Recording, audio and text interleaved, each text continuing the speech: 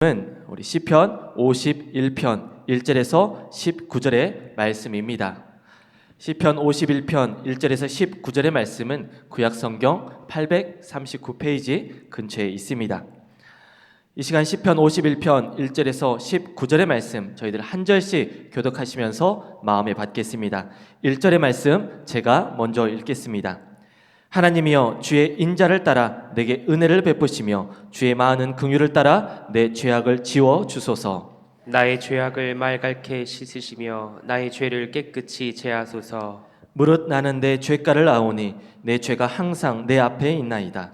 내가 주께만 범죄하여 주의 목전에 악을 행하였사오니 주께서 말씀하실 때에 의로우시다 하고 주께서 심판하실 때에 순전하시다 하리이다.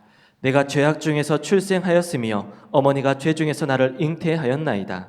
보소서, 주께서는 중심이 진실함을 원하시오니 내게 지혜를 은밀히 가르치시리이다.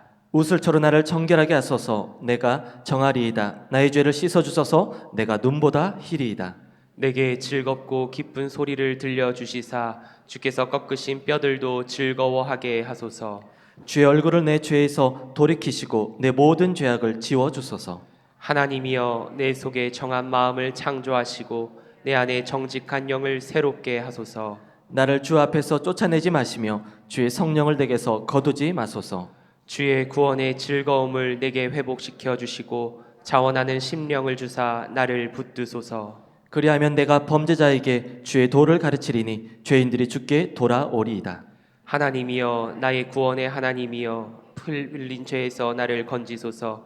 내 혀가 주의 의를 높이 노래하리이다. 주여 내 입술을 열어 주소서. 내 입이 주를 찬송하여 전파하리이다. 주께서는 제사를 기뻐하지 아니하시나니 그렇지 아니하면 내가 드렸을 것이라.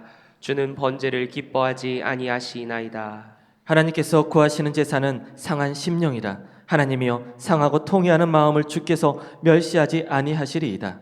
주의 은택으로 시온의 선을 행하시고 예루살렘 성을 쌓으소서. 함께 읽겠습니다.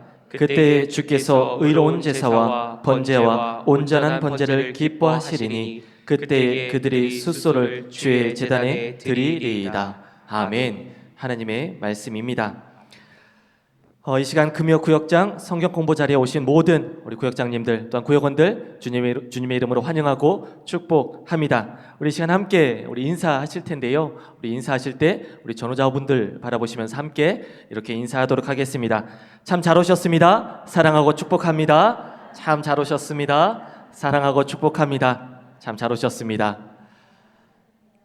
정말 너무나도 잘 오셨습니다. 날씨가 굉장히 좋지 않습니까? 날씨가 이제 쌀쌀한 기온이 많이 사라진 것 같습니다. 한낮에는요 14도, 15도까지 올라가는 정말 따뜻한 봄 날씨가 된 것 같습니다. 이렇게 따뜻한 봄날 어떻게 이렇게 교회 오셨습니까? 네, 좋은데 안 가시고요. 네. 세상 사람들은 다 이렇게 좋은 날, 좋은 날씨에 세상 좋은 곳을 구경하러 다니지만 우리 믿음의 우리 성도님들께서는 하나님 앞에 오는 것이 세상 그 무엇보다 기쁘고 감사하고 정말 소중한 자리임을 알기에 오늘 이 시간 함께 나오신 줄 믿습니다. 이 마음 가운데, 이 귀한 마음의 중심 가운데 하나님께서 이 시간 놀라운 은혜로, 놀라운 사랑으로 하나님의 귀한 말씀 가운데 충만한 은혜로 함께하여 주실 줄 믿습니다. 오늘은 하나님이 받으시는 참 회개라는 제목으로 함께 성경 공부 우리 함께 나누려고 합니다. 우리가 정말 하나님께 고백해야 하는 진정한 참 회개 무엇인지 오늘의 말씀을 통해서 깨닫게 되는 귀한 시간 될 수 있기를 간절히 바랍니다. 1904년에 있었던 일입니다. 1904년 영국 웨일스에서 큰 영적 부흥이 일어났습니다. 그 부흥의 중심에 있었던 로버츠 그 한 사람이 있었습니다. 그는요 가난한 신학생 시절에 한 기도 모임에 참여했다가 성령님의 강한 임재를 경험하였습니다. 그는 환상 중에 십자가에 피 흘리는 예수님을 목격하였습니다. 그리고 그 자리에서 자기 안에 있는 추악한 죄를 깨닫고 쓰러져 통곡했습니다. 이 진정한 회개에서 바로 웨일스 영국 교회 부흥 운동이 시작되게 되었습니다. 그리고 이 부흥 현장에 있었던 또 다른 사람 하워드 존스턴 박사는 1906년 9월 우리나라에 오게 됩니다. 그리고 우리나라 선교사들에게 자신이 경험했던 그 뜨거웠던 그 웨일스 부흥 소식을 전하게 됩니다. 그리고 그해 10월 장대현 교회에서 로버츠 이야기를 전하게 되어집니다. 그리고 이듬해 1906년 장대현 교회에서 열린 사경의 마지막 날, 길선주 장로는 1,500명의 운집회에 있는 자리에서 회개 고백을 하게 되어집니다. 길선주 장로는요, 당시 편향 신학교를 다니고 있었습니다. 그런데 그때 자신은 정말 그 영국에서 일어났던 그 웨일스 부흥 운동과 같이 뜨거운 그러한 부흥의 그 현장 가운데 본인도 쓰임 받기를 간절히 고백했습니다. 결단했습니다. 그래서 그는 이렇게 장대현 교회에서 그 사경의 마지막 날 길선주 장로는 그 1,500명 앞에서 이렇게 고백하게 되어집니다. 저는 친구 유언으로 맡긴 돈 200원이 있었습니다. 그런데 그 200원 가운데 100원을 제 욕심으로 제가 가로챘습니다. 자신은 스스로 자신의 감추었던 평생을 감추고 살았던 그 죄를 마음 가운데 품고 있었던 그 마음을 고백하게 되었습니다. 그러자 그 자리에 있던 성도들이 하나둘 스스로 숨겨둔 죄를 고백하며 회개하기 시작했습니다. 저마다 자신의 죄를 회개하며 울부짖고 통곡하는 소리가 이어졌습니다. 이 회개의 고백이, 회개의 울부짖음이 장대현 교회에서 새벽까지 끊이지 않았습니다. 이것이 무엇인지 아십니까? 바로 1907년 평양 대부흥의 시작이었습니다. 그렇습니다. 하나님 앞에서 진정으로 통회하는 참된 회개를 통해서 한국 교회의 부흥이 시작되었습니다. 여러분은 이런 경험이 있으십니까? 참회하며 눈물의 기도로 주님 앞에 진심으로 회개했던 경험 있으십니까? 우리는 진실하게 주님 앞에 나아가야 합니다. 겉모습만 그럴듯한 신앙인의 모습이 아니라 나의 속사람을 주님 앞에 고백하고 진실하게 나아가는 우리의 믿음의 고백이 있어야 합니다. 그래야 진정한 회복이 우리 가운데서 일어날 수 있습니다. 오늘 바로 이러한 결단이 오늘의 귀한 성경 공부 가운데 일어날 수 있기를 간절히 소망합니다. 이 시간 먼저 우리 배경 이야기 함께 나누도록 하겠습니다. 배경 이야기 우리 화면을 통해서 보실 수 있고요. 또한 주보를 통해서도 함께 보실 수 있습니다. 배경 이야기 조금 길지만 제가 읽도록 하겠습니다. 제가 읽을 때 눈으로 천천히 따라오시면 되겠습니다. 배경 이야기 제가 읽겠습니다. 시편에는 7편의 참회시가 있습니다. 그중 51편은 다윗의 대표적인 참회시로 크게 세 부분으로 나뉩니다. 첫 번째 단락 1절에서 9절에서는 자신이 범한 참혹한 죄에 대한 철저한 인정과 반성, 그리고 그 죄악을 하나님이 씻어주시기를 간구합니다. 그리고 두 번째 단락 10절에서 12절에서는 성령님의 도우심과 임재를 구하며 자신의 심령이 새롭게 회복되기를 간구합니다. 그리고 세 번째 단락 13절에서 19절에서는 하나님이 자신의 죄를 씻겨주시고 회복의 은혜를 경험하게 될 때 드리게 될 세 가지 서원을 노래합니다. 다윗이 죄를 범하고도 이렇게 참회하며 서원까지 할 수 있었던 그 이유는 하나님이 죄는 미워하시지만 죄를 온전히 인정하고 참으로 회개하는 자에게는 긍휼을 베푸신다는 사실을 너무나 잘 알고 있었기 때문입니다. 그렇게 다윗은 본 시편의 시작부터 하나님의 인자를 간절히 구하며 정직하게 주님 앞에 죄를 온전히 회개할 수 있었습니다. 이는 다윗의 위대한 면이라고 할 수 있습니다. 다윗의 회개를 통해 의인은 죄가 없는 자가 아니라 죄를 회개하는 자라는 사실을 확인할 수 있습니다. 아멘. 그렇습니다. 회개할 수 있는 용기가 참된 믿음입니다. 모든 죄를 자복하고 회개하는 자에게는 하나님께서 놀라운 회복과 부흥의 회복을 허락해 주시는 줄 믿습니다.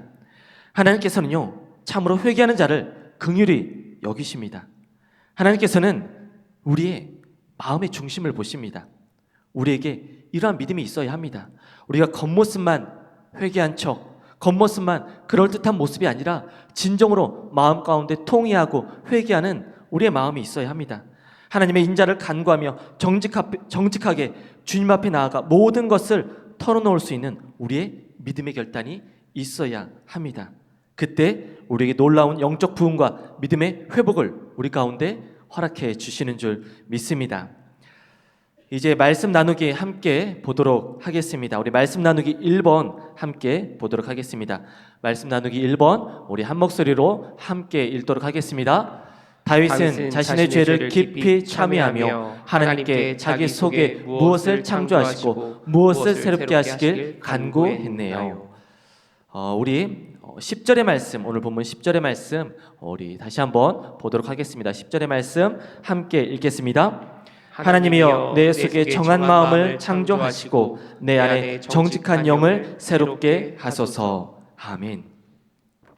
다윗은요 자신의 마음에 무엇을 창조하시고 또 무엇을 새롭게 할지 하나님께 구하고 있습니다. 우리 10절의 말씀 계속해서 띄워주시기 바랍니다.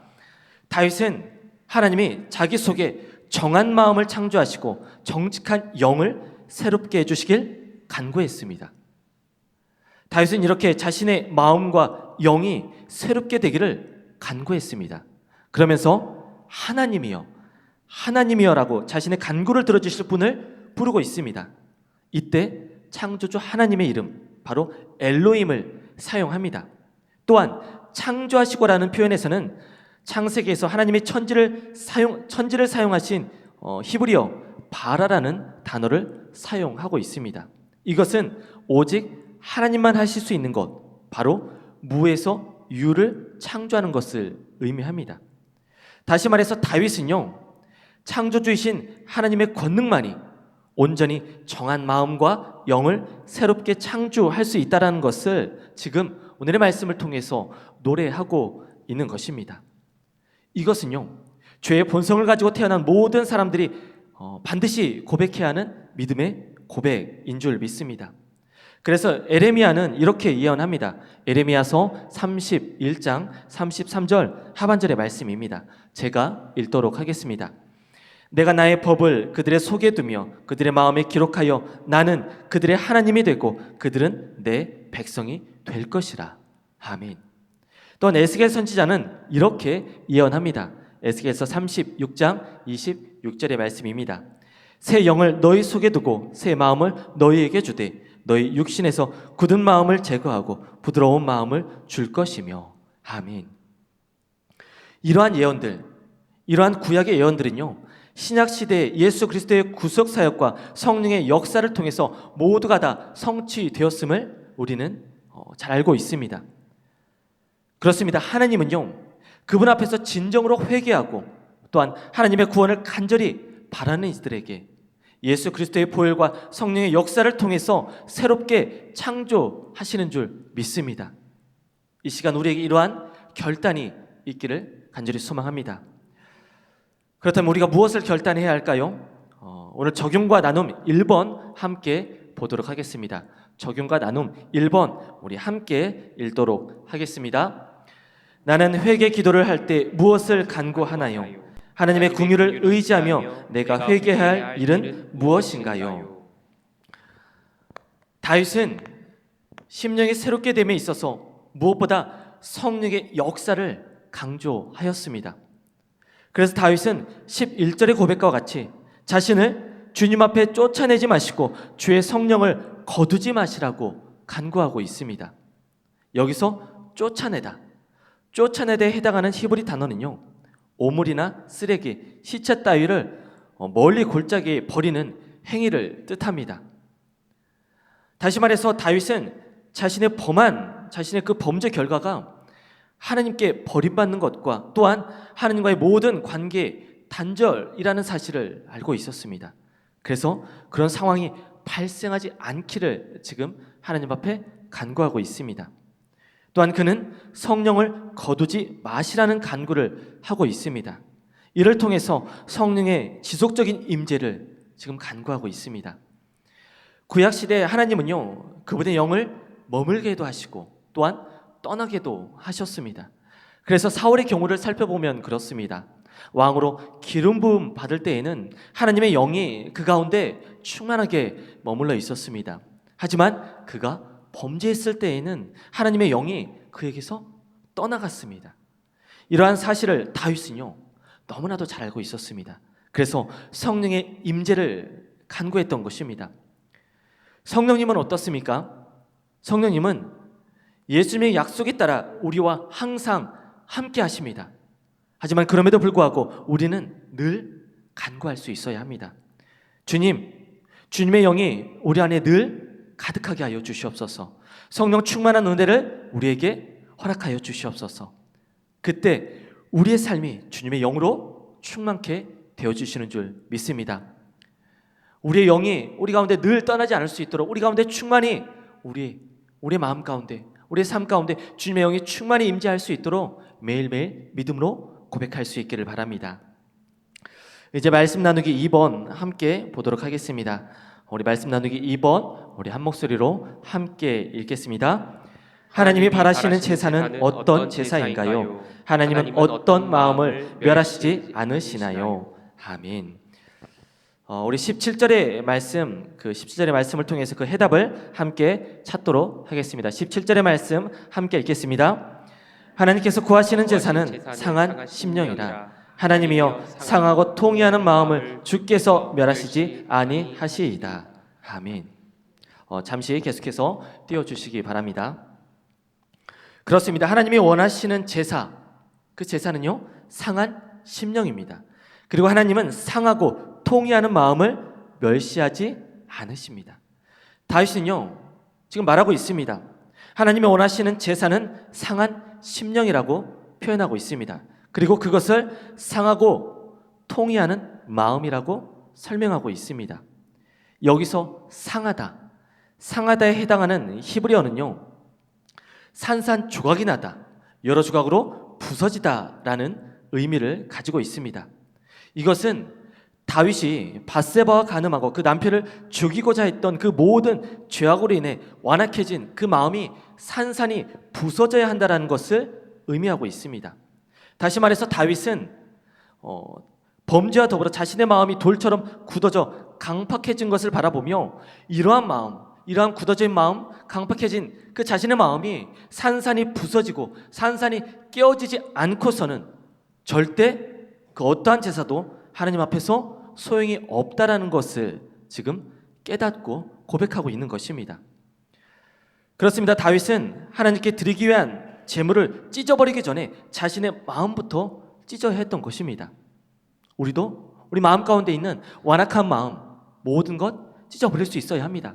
하나님 앞에 그럴듯한 예배를 드리기에 앞서 우리 마음 가운데 가지고 있는 완악한 마음, 우리 마음 가운데 있는 죄된 모든 마음을 하나님 앞에 고백하며 완전히 찢어버릴 수 있어야 합니다. 그리고 이어지는 통회하다라는 단어의 히브리어는요 상처 입다, 괴롭히다, 무너지다, 부수다, 파괴하다 등의 의미를 가지고 있습니다. 자신의 완악한 마음을 무너뜨리고 쳐서 부수어 굴복시켰다는 것입니다. 다윗의 형식적인 제사로는 아무것도 해결되지 않는 것을 그는 알았습니다. 수없이 많은 형식적인 제사를 통해서는 절대 하나님의 마음을 움직일 수 없다는 것을 그는 알았습니다.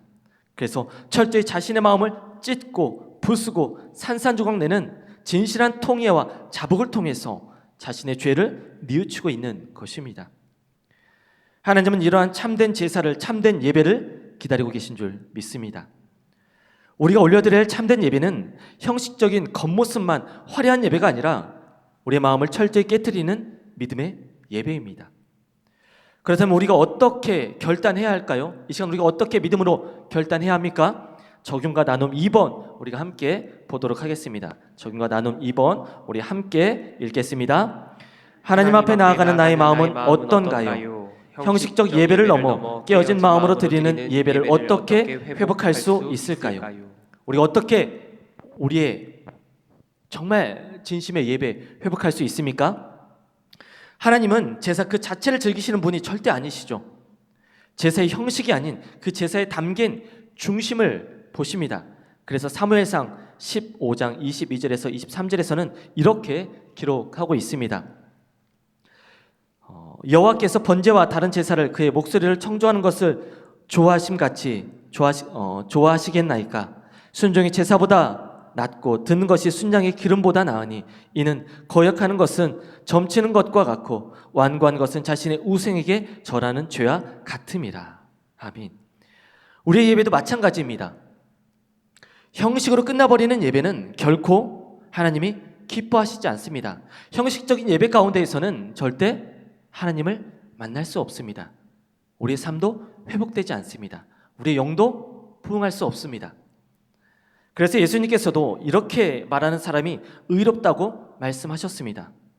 하나님이여 불쌍히 여기소서 나는 죄인이로소이다. 누가 이렇게 말했습니까? 세리가 이렇게 고백했습니다. 이렇게 기도하는 세리를 주님께서는 의롭다 말씀하셨습니다. 하나님은 통회하는 심령으로 드리는 이 예배를 기뻐 받으시는 줄 믿습니다.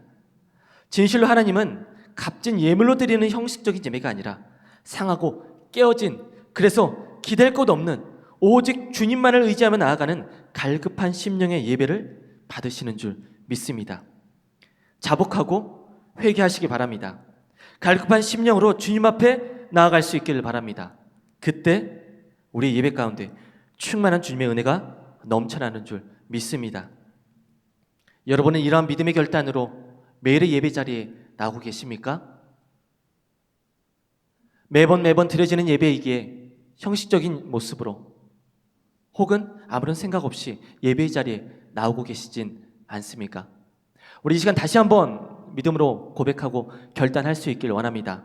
이제는 더 이상 형식적이고 매번 똑같은 드려지는 예배의 모습이 아니라 우리의 마음 가운데 정말 상하고 깨어진 마음으로 통회하고 주님 앞에 진심으로 회개하는 마음으로 주님 앞에 우리의 마음을 고백하며 예배 자리로 나갈 수 있기를 간절히 소망합니다. 이제 마지막으로 함께 말씀으로 기도하기 읽으며 오늘의 귀한 성경 공부 마무리할 수 있도록 하겠습니다. 우리 말씀으로 기도하기 함께 읽도록 하겠습니다. 함께 읽겠습니다. 주님 부끄러운 저의 죄를 통회하오니 용서해 주소서. 성령의 역사로 제 완악함을 깨뜨리시고 심령을 새롭게 변화시켜 주셔서 하나님께 진실한 예배를 드리는 참된 예배자로 서게 하소서. 아멘. 이 믿음의 고백이 우리 모두의 평생의 고백이 되어줄 수 있기를 간절히 소망합니다. 그리하여 참된 예배자로 주님이 인도하심 가운데 나가는 우리 모두의 복된 인생 되어주시길 이 시간 좋으신 예수님의 이름으로 간절히 축원드립니다. 아멘.